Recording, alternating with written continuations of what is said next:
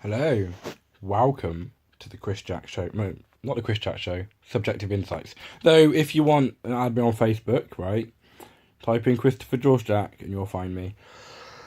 I was thinking about doing a scripted video today, but I can't be asked. Because it would mean I'd have to write the script out, which I kind of did on capitalism.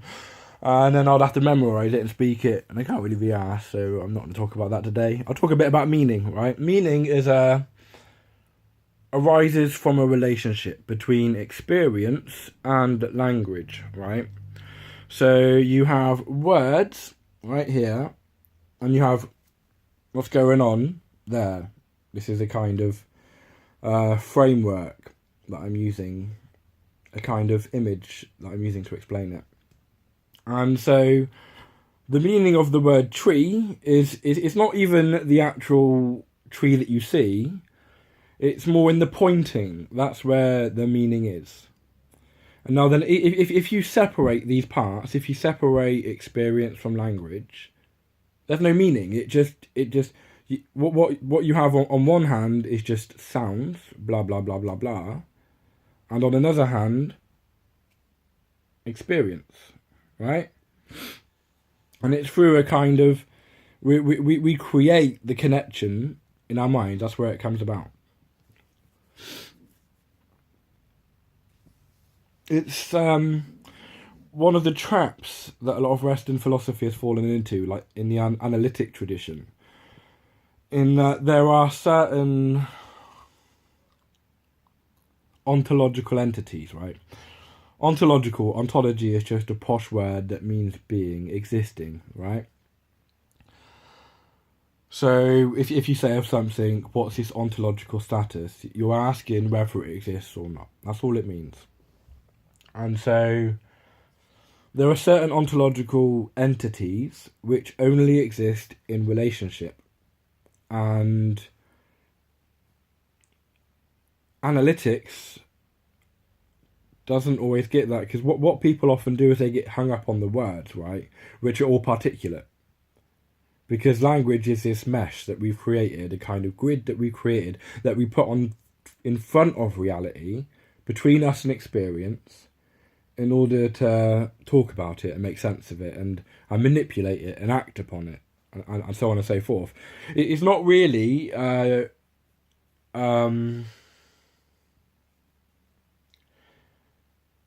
language doesn't really have the capacity to arrive at truth,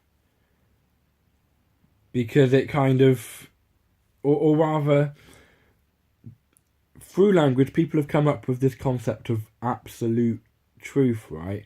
Whereas within language, what truth really means is just whether the word and the meaning of the word, or what the word is about, match up. So if I say the tree is green, right, and you compare that statement to the tree, and you see that the tree is green, then that's true. So it's a relation. It's a relational thing already, right there, and that's the only way of really talking about truth that makes any sense, at least to me. Because if there is an absolute truth that isn't relational, then that absolute truth isn't about anything. And so in a sense, that tag absolute truth, if you give it that content, it does mean something. It is just brute experience. You know, it's just there, whether you like it or not. You know, like Philip K. Dick, he says reality is that which stays the same despite how I think about it. And so the problem people have there, I mean, that there then truth is basically just another kind of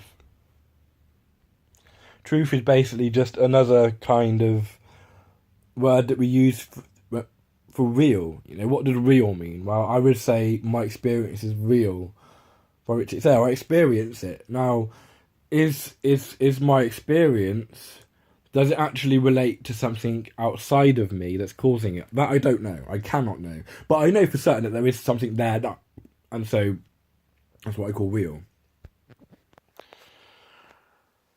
It's a bit like you can see an image on the TV screen, right? Like even like a CGI image, and you ask yourself, is it real? And if you mean by real, does it correspond to something that you are actually going to experience in your normal day-to-day existence, then no.